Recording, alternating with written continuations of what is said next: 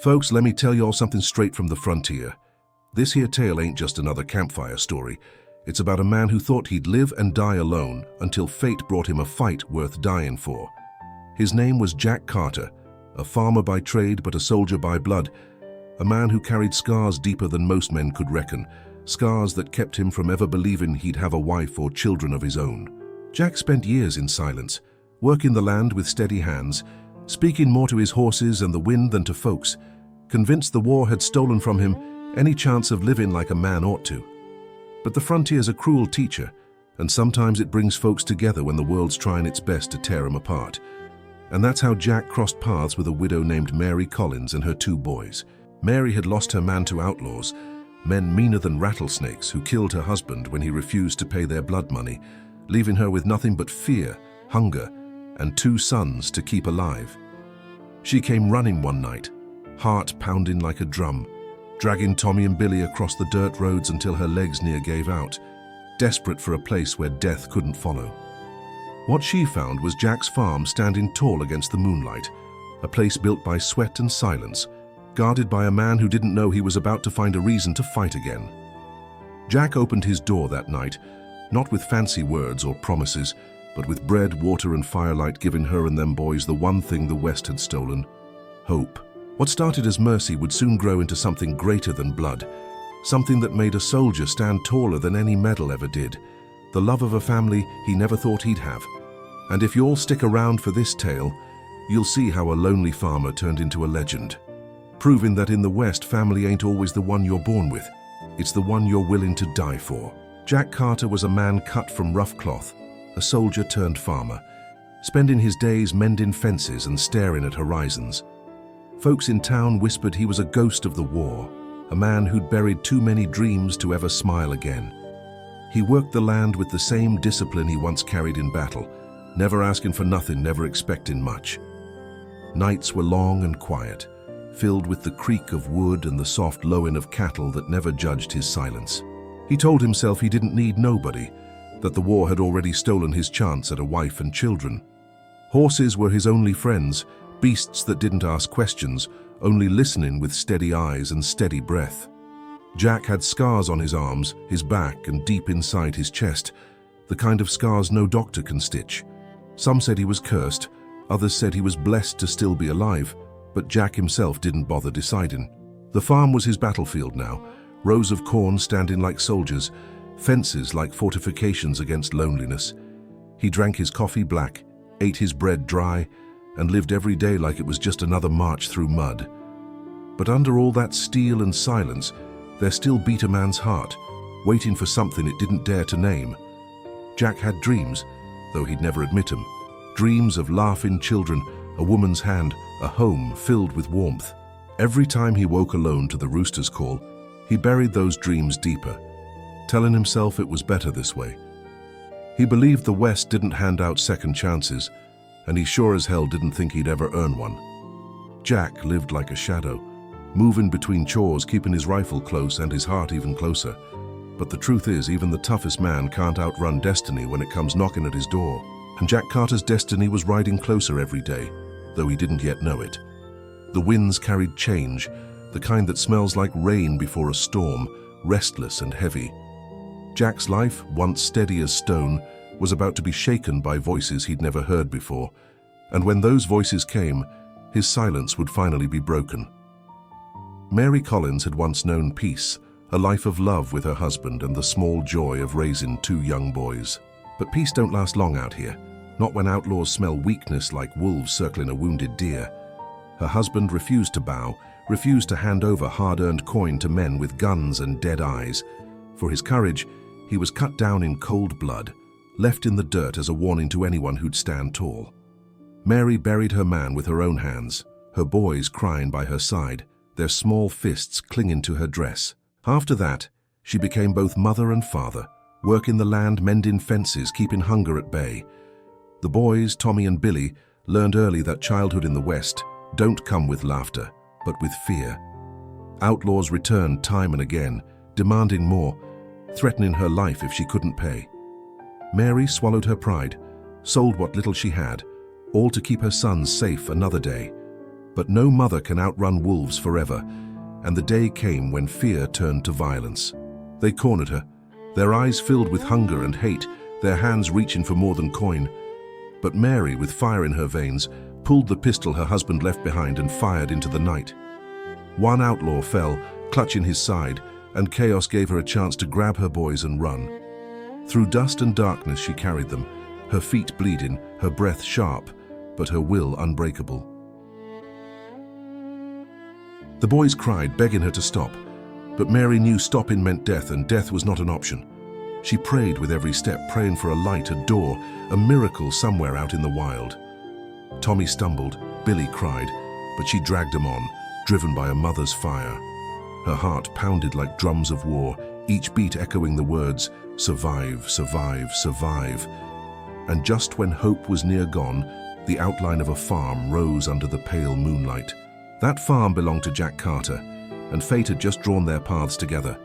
Jack saw him first as shadows, a woman clutching two small boys, staggering toward his land with fear in their steps. He gripped his rifle, instincts sharp, not knowing if trouble had come knocking or just passed by his gate. As they drew closer, the truth showed plain. These were no raiders, but a family running from hell itself. Mary raised her pistol, hands shaking, protecting her sons even with no strength left to stand tall. Jack lowered his weapon, lifted his hand, his voice steady but soft. "Ma'am, you're safe here." Her knees gave out, the pistol clattered, and tears carved lines down her dust-covered face. Jack stepped forward, catching her before she hit the ground, his arms steady as oak. The boys clung to his legs, eyes wide, starving not just for food, but for trust. Jack led him inside, the fire already burning, bread on the table, water ready to drink. He didn't ask questions, didn't demand answers, just gave them what he had to give. Mary ate slow, her hands shaking, while her boys devoured the food like wolves set free. Jack sat quiet, watching, his eyes softer than Mary thought a man like him could carry. The farm, once silent, now hummed with voices and the crackle of fire, a sound Jack hadn't known he missed. Mary whispered thanks, but Jack just nodded, as if kindness was a language he still remembered. Tommy curled up by the fire, Billy leaning against Jack's leg, already trusting the man. Mary's eyes met Jack's, and in that look was both fear and hope, tangled like barbed wire. He offered her a blanket, rough but warm, and for the first time in weeks, she felt safe. Jack didn't know it then, but that night changed his life more than any war ever had. For in sheltering a widow and two boys, he had opened his door to something far greater than mercy. He had opened his heart, though he didn't yet know it. When dawn broke over the plains, Mary awoke to the smell of coffee and the sound of an axe splitting wood steady as a drum. Jack was already outside, sweat on his brow, working like a man who'd never learned how to slow down or rest. On the table inside, bread, milk, and fresh fruit waited, simple but rich to a woman who'd been living on fear. Tommy and Billy devoured their food with laughter, their bellies full for the first time in too long. Mary whispered thanks, but Jack only nodded, the kind of nod that carried more weight than flowery words. After breakfast, Jack took the boys out to the stable, introducing them to horses bigger than they'd ever seen. He showed Tommy how to pat the mare's neck, told Billy not to fear the snort of breath from a beast that size. Their giggles echoed, bouncing off barn walls, a sound that filled Jack's chest with something he thought he'd buried. Mary watched from the porch, her heart swelling with a strange comfort she hadn't felt since her husband was alive. That day Jack fixed fences while Mary helped gather water, their paths crossing often in silence that spoke plenty. When her arms trembled under the weight of a bucket, Jack took it from her without a word, his hand steady, his gaze calm.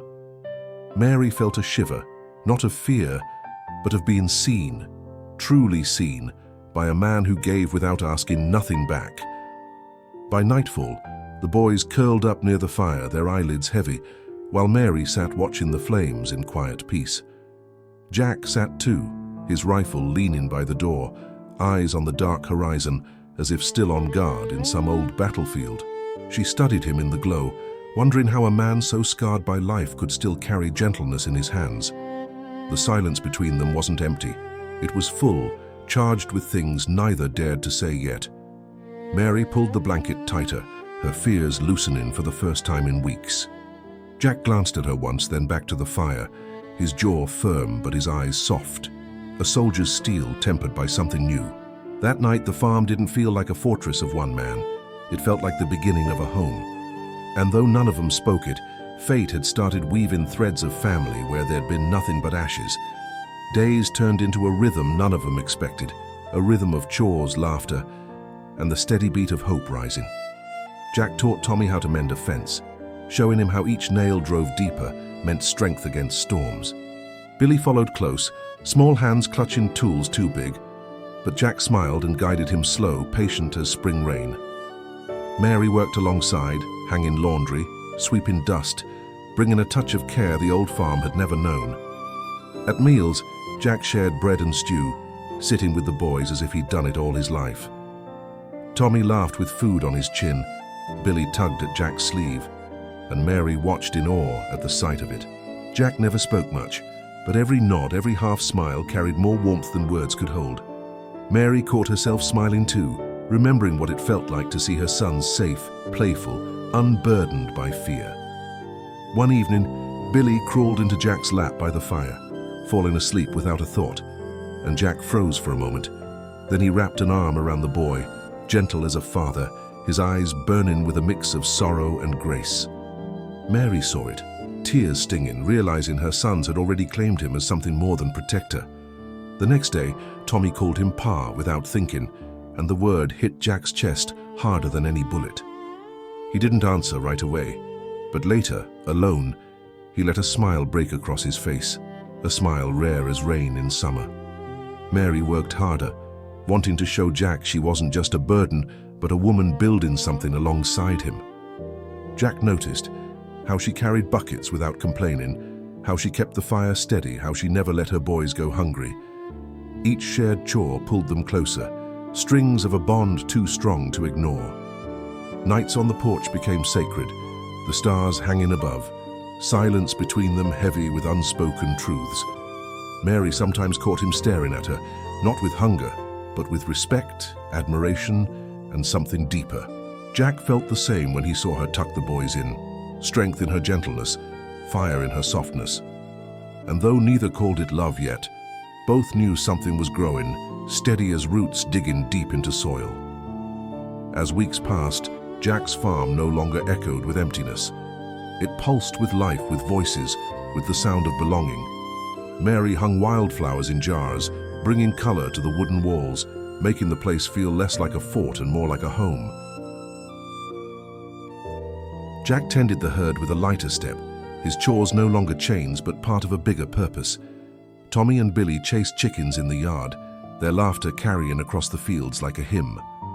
At supper, Mary's touch made even plain stew taste like a feast, and Jack found himself lingering at the table. He started telling small stories from the war, softened for young ears, teaching courage without revealing horrors. The boys listened wide-eyed, imagining their protector as a hero carved from iron and dust. Mary listened too, seeing not just a soldier, but a man willing to show his wounds without shame. Jack spoke little of his pain, but in those nights by the fire, he let slip enough to let Mary see his soul. And when she shared her fears, he didn't offer pity, just presence, a steady hand that meant she wasn't alone. Trust bloomed between them like spring wildflowers, quiet but impossible to ignore. Tommy clung to Jack's arm, Billy begged for piggyback rides, and the man who thought he'd never be a father played along. Mary's heart softened each time she watched, realizing her boys had found the father she thought they'd lost forever. Jack's heart, long frozen, began to thaw, warmed by the firelight of family he never imagined. Their nights grew longer, sitting on the porch with coffee, watching stars, speaking in half-sentences that meant everything. Mary laughed again, truly laughed, and Jack found himself smiling more often than not. The land seemed richer, crops taller, as if even the soil knew something sacred was taking root. Jack realized he'd begun to dream again, dreams of keeping this life, this woman, these boys safe forever. Mary too dreamed, though she dared not speak it aloud, that she had found love again in the most unlikely place. And in that silent understanding, they became not strangers nor survivors, but something closer to family with every day. Jack Carter had always believed his heart was a graveyard where nothing could grow, but Mary Collins proved him wrong. Each morning she'd greet him with a nod, sometimes a soft smile, and those small gestures chipped away at his armor. The boys followed Jack everywhere, learning how to saddle a horse, how to mend rope, how to live like men of the land. Jack taught them with patience he didn't know he had, his voice calm, his hands steady, his heart fuller by the day. Mary watched, her chest swelling with gratitude, seeing her sons grow strong under a man's guidance once more. She began to notice details, how Jack's eyes softened when he looked at the boys, how his silence carried comfort. In the evenings, they'd sit on the porch while the sun bled across the sky, colors painting the horizon like fire. Jack never spoke much, but Mary felt safe in the quiet, as though his presence alone was a promise. The boys dozed at their feet, the smell of earth and firewood around them, the sound of crickets singing in the dark. Jack would sometimes glance at Mary, his jaw tight, his eyes heavy with words he didn't dare to say.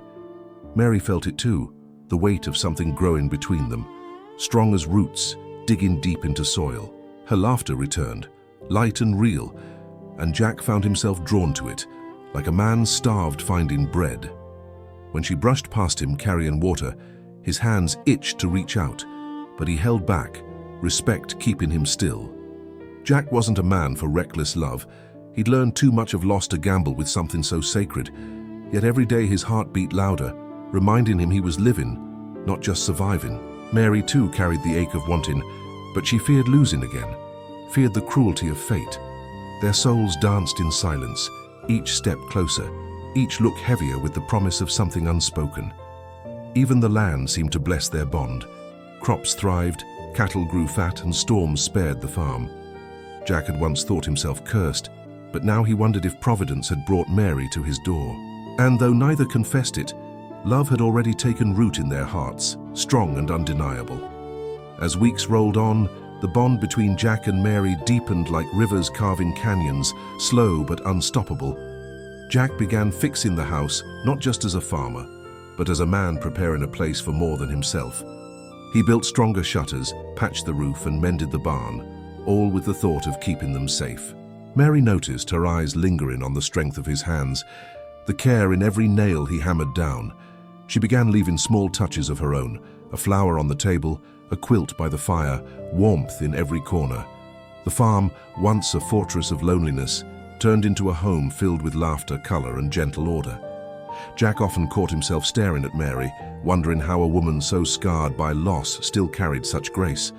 Mary often found herself watching Jack, marveling at how a man shaped by war could hold such quiet tenderness. The boys adored him, clinging to his every word, following him like shadows under the broad western sun. Tommy bragged to Billy that Jack was stronger than any outlaw, braver than any sheriff, tougher than the land itself. Billy nodded wide-eyed, saying that with Jack around, no one could ever hurt their mama again. Mary overheard, tears in her eyes, realizing her sons had found in Jack the father they'd been praying for. Jack overheard too, his chest heavy, the word father hitting him like a bullet and a blessing at once. He didn't correct him, didn't push away, just pulled the boys close when the nights grew cold. Mary saw it all, and in her heart she knew love had already bound them tighter than blood ever could. On quiet nights, Jack and Mary shared coffee on the porch. Words slow, gazes long, the air thick with unspoken truth. He wanted to tell her, wanted to claim her as his own, but he held back, fearing he'd ruin the fragile peace. She wanted to tell him, wanted to let him know her heart beat faster at his nearness, but fear chained her too. The West is cruel, but it also gives moments like this, moments where silence says more than words. And in that silence, Jack and Mary had already said everything their hearts longed to speak. The change was plain as daylight. Jack Carter was no longer the lonely ghost folks in town whispered about. Word spread that his farm, once silent, now echoed with children's laughter and a woman's touch. Some neighbors tipped their hats when passing, surprised to see smoke curling from his chimney day and night. Others shook their heads, wondering if a man like Jack could truly keep happiness without fate stealing it back. But Jack didn't mind their whispers, for he was too busy living what he thought he'd never have. Each morning began with Mary's voice calling the boys, the sound like music in Jack's once empty home. Each evening ended with the boys tucking in by the fire, safe under his watchful eyes. Jack worked harder than ever, ploughing fields, tending cattle, building not just a farm but a future. Mary cooked, sewed, cleaned, but more than that, she breathed life into the place, making it warm and human. The boys thrived, stronger with each day, learning from Jack not just how to farm but how to stand tall. They followed his every step, calling him Pa with pride, their voices like balm on Jack's weary soul. Mary found her own strength again, emboldened by Jack's presence, no longer living in the shadow of fear. She smiled more often, laughed louder, and Jack lived for those moments, his heart swelling with quiet joy. Nights on the porch grew longer, the silence rich, the stars above bearing witness to their growing bond. Jack sometimes reached for her hand, stopping just short, fighting the soldier's instinct to guard what was tender. Mary sometimes wished he'd close the gap, but she understood. Love grows slow when hearts are stitched with scars. Yet even without words, even without touch, their souls leaned closer, finding comfort in the shared stillness. Jack Carter, the man who never had a wife, was living like he did, and Mary, the widow, felt whole again. The boys, blissfully unaware of unspoken fears, believed their family was complete at last. And in that belief, Jack and Mary found the courage to keep dreaming, even if the West had other plans. Jack Carter had lived years without touch, without warmth, yet every day with Mary and the boys carved away his solitude. He woke to the sound of their voices instead of silence, and the farm felt less like a duty and more like a gift. Tommy followed him through the fields, asking questions about cattle and soil, proud to walk in Jack's heavy boots. Billy rode on his shoulders, laughing with joy, as though Jack had always been the father he never thought he'd be. Mary tended the house, her hums drifting through open windows, filling the air with a comfort Jack had long forgotten. When he entered at dusk, the smell of stew and the sight of a family waiting made him feel whole. Each meal was a reminder that life could be simple, that peace could be found in bread, prayer, and company. Jack often caught Mary's gaze lingering on him, and though she turned away quick, the truth was written in her eyes. He found himself doing small things, repairing her chair, polishing her kettle, fixing what she didn't ask him to. Mary noticed, and her heart stirred, realizing Jack's silence carried love in the shape of deeds. Nights on the porch grew longer, their shoulders brushing now and then, sparks passing though neither spoke. Jack wanted to take her hand, to speak the words, "You're mine," but fear held him silent, scars running deep. Mary felt the same pull, but she carried her own wounds, wondering if fate would steal this peace too. The boys sensed none of it, only happiness, shouting Pa across the fields, never doubting he belonged to them. Jack's chest ached every time he heard it, not from pain, but from a love he never thought he'd feel. The farm, once a tomb of memories, had become alive, humming with laughter, with warmth, with belonging. Jack knew the West was cruel, that happiness often drew storms, but he clung to this fragile dream. He didn't pray often, but some nights he found himself whispering thanks, as if heaven had given him a second chance. For the first time since the war, Jack dared to believe he wasn't just surviving, he was living, and deep down, he knew he'd fight hell itself to keep it that way. Seasons shifted, and with them Jack's life grew fuller, rich with moments he'd once thought lost to the past. Winter nights were warmer with Mary by the fire, mending clothes while the boys carved toys from scraps of wood. Spring brought blossoms, and Jack caught Mary smiling at flowers he'd never cared to notice before. Summer meant hard work in the fields, but laughter lightened every burden, and sweat became a badge of joy. He taught the boys to fish, watching their faces light up as they pulled catches from the stream with proud hands. Mary laughed at their excitement, her voice carrying across the water, sweeter than any hymn Jack had known. Even the neighbors began to see the change, wondering if the ghost of war had finally found his place. Jack felt it too, each day heavier with gratitude, each night easier with peace. Mary often caught herself thanking God in whispers, grateful for a man she never thought would enter her life. The boys grew strong, learning to stand tall, guided by Jack's example and Mary's steady love. At supper, they'd hold hands, say grace, and Jack's voice, though rough, grew gentler with every prayer. Mary noticed the soldier in him softening, not losing his strength, but shaping it into something tender. Sometimes she'd place her hand near his, their fingers brushing, and Jack would feel fire rush through his veins. He longed to tell her what burned inside, but fear of breaking the fragile peace kept his lips sealed. Still, his eyes betrayed him, speaking of a devotion deeper than any vow could hold. Mary's heart answered, her every glance at him a quiet confession that love had returned. Jack started dreaming dreams he thought forbidden, dreams of marriage, of a future, of sons calling him father for good. And though he feared fate, he found himself ready to risk it all, because some loves were worth losing everything. Mary, too, had begun to believe in tomorrow, a tomorrow not of fear but of family. And in that belief, the farmer who never had a wife found hope that perhaps he'd found one now. Jack Carter wasn't blind to the dangers of the frontier, but love had a way of making him stand taller than fear. He began sharpening tools, mending fences stronger, keeping his rifle close, though he told no one why. The war inside him whispered that peace was always fragile, that storms came when skies were clearest. He watched the horizon often, eyes narrow, as if expecting shadows to rise from the hills. Mary noticed but said nothing, trusting Jack's instincts, though she hoped he was wrong. The boys noticed too, asking why Pa stared so long at the distance, but Jack only ruffled their hair. Truth was, Jack's soldier's heart knew what his farmer's hands tried to ignore. The past ain't done with you till it's done. He trained Mary quietly, showing her how to hold the rifle steady and true like he'd once trained young recruits. At first, she shook with fear, but Jack stood behind her, his hands guiding hers, his voice firm but gentle. Mary learned quick, her eyes hardening, her breath steadying until the rifle felt like an extension of her will.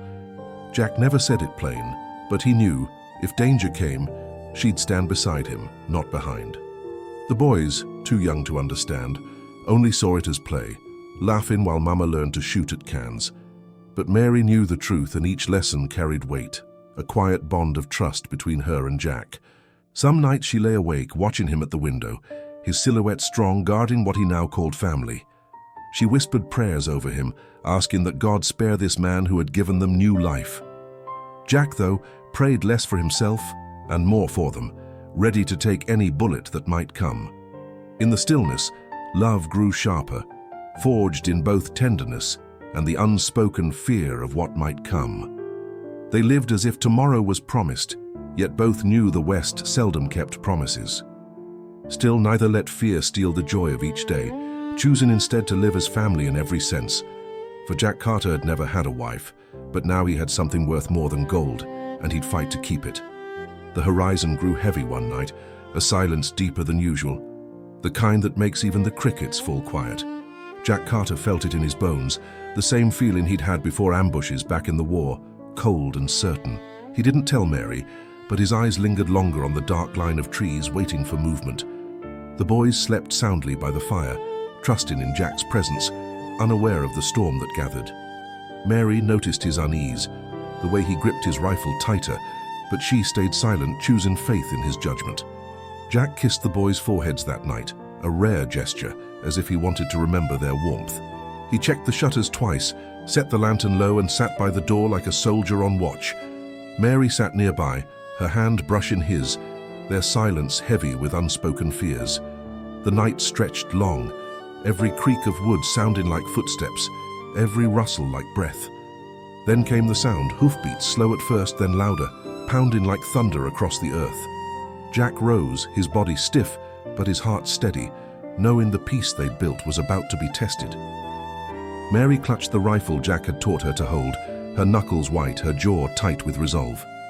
The boys stirred, whispering, but Jack hushed them, his voice calm, though the fire in his eyes burned fierce.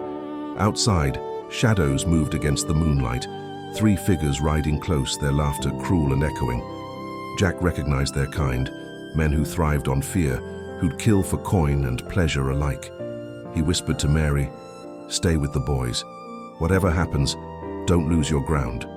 Mary nodded, her heart hammering, her soul clinging to the strength Jack had given her. The door shook with the knock of rifle butts, voices demanding her return, calling Jack a fool for hiding her. Jack didn't answer with words. He answered with steel, firing through the dark, the first outlaw falling hard. The war had returned, but this time, Jack wasn't fighting for a country. He was fighting for his family. Chaos erupted, bullets tearing through wood, sparks flying, Mary pulling the boys close as they cried in fear. Jack moved like the soldier he once was, his body instinct, his aim steady, his courage carved from fire. Another outlaw fell under his shot, screaming into the dirt, his blood staining the land he came to steal. But fate is cruel, and the last outlaw came from behind, striking Jack across the skull with the butt of a rifle. Jack crumpled to the floor, his vision blurring, blood pouring warm down his face, his body heavy as stone. Mary screamed, but the outlaw kicked the door wide, dragging her forward, threatening to kill the boys next. Jack tried to rise, his arms shaking, but his strength failed, his body betraying the will of his heart. For the first time in years, Jack Carter felt defeat close in, the cold hand of death brushing his shoulder. His eyes found Mary through the blur, sorrow flooding him, not for his life but for failing to protect hers. He whispered hoarse, "Forgive me. I couldn't keep you safe," his voice cracking with despair. The outlaw pressed the rifle barrel to Jack's chest, sneering, ready to end the life of the man who stood tall. Mary froze, torn between terror and fury, her heart pounding with the weight of losing him. Then her eyes caught the rifle Jack had given her, leaning against the wall, a symbol of the trust he'd placed in her. Memories of his lessons filled her mind. Don't aim with fear, aim with your heart. Trust your breath. Trust your hand. Trembling, she reached for it, the outlaw too blind with pride to notice her slow, steady movement. Jack saw her, his eyes widening, not with fear but with a flicker of hope as blood streamed down his face. Mary rose, her hands shaking at first, then steadying as she aimed at the outlaw's heart. Time slowed, the crackle of fire, the cries of her boys, Jack's ragged breath all fading to silence. She pulled the trigger, the shot thundering, the outlaw's eyes widening in shock before he fell lifeless to the floor. Jack gasped, breathing deep, realizing love had just saved him where war had once nearly destroyed him. The house fell silent, the air thick with smoke and fear, but the danger had passed, the outlaws lying dead. Mary dropped the rifle, rushing to Jack's side, falling to her knees as tears streamed down her dust-stained face. She pressed her hands to his wound, begging him not to leave, her words spilling faster than her breath. "Jack, don't you dare die on me. You gave me back my life. You gave my boys back their laughter," she cried. Jack groaned, his strength slipping, but his eyes held hers, his soul burning with words he'd never spoken. "Mary, I never had a wife, never had a family. But with you, I finally know what it means," he whispered. Her sobs shook her body, but she held him tighter, kissing his bloodied forehead, refusing to let go. Tommy and Billy clung to Jack's arms, crying, "Pa, please don't leave us," their small voices breaking the night. Jack's chest heaved, and through the pain he smiled faint, his heart full even as his body gave way. "You're my boys. Always will be. Don't forget that," he murmured, his voice heavy but tender. Mary kissed him again, her tears mixing with his blood, her love pouring out like fire unchained. "You're not alone anymore, Jack. You're mine, and I'll fight for you like you fought for us," she vowed. Jack's eyes closed for a moment, then opened weakly, the sight of her face giving him reason to fight. "Mary, you saved me," he rasped. "You're stronger than you know. Stronger than me." She shook her head, crying, "No, Jack, you're the reason we're alive. The reason my heart beats again." The boys sobbed, pressing close, their tears falling on his chest, their love pouring into the man they claimed. Jack's breath steadied, not strong but enough, fueled by the family he thought he'd never have. Mary held him as if her love alone could heal him, whispering promises, refusing to believe he'd slip away. The fire crackled low, dawn peeked through the shutters, and with it came the first light of survival and hope. Jack Carter, once a man with nothing, now had everything, a family, a love, a reason to keep breathing. When the dust finally settled and the land grew quiet again, Jack Carter realized the greatest war he had ever fought was not against soldiers nor outlaws, but against the loneliness that had chained his heart for years. Mary Collins, once a widow who carried only grief and fear, had become the flame that lit his darkness and the reason he found the courage to keep standing when death came knocking at his door. Tommy and Billy, boys who had lost a father to cruelty, found in Jack not just protection but the love of a man who chose them without blood, proving that family is forged in choice and sacrifice. That night proved a truth deeper than the soil they stood on. Sometimes a man ain't measured by medals or land, but by the lives he protects and the hearts he keeps safe, even when the odds stand against him. Jack Carter never had a wife, never had children by his own blood. Yet in the end he was richer than kings because he held in his arms the family he was destined to love with every breath he had left. Mary learned that love can rise again even in the ashes of tragedy, and Jack learned that scars are not chains, but reminders of the strength a man can carry when his heart belongs to someone else. Together they built something greater than a home. They built a fortress of love, courage, and faith, a place where fear could never again steal what they had fought to protect with sweat, blood, and tears. And if there's a lesson in their story, it's this. Family ain't just the one you're born into. It's the one you'd fight for, bleed for, and give your last breath for, no matter what the world throws in your path. If this story touched your heart, ride along with us by subscribing to the channel, because more tales of grit, love, and redemption are waiting to be told just like this one, straight from the frontier of the soul. Tell us in the comments where you're watching from, and share this tale with someone who still believes that even in the darkest nights, love, faith, and courage can build a light strong enough to guide us home.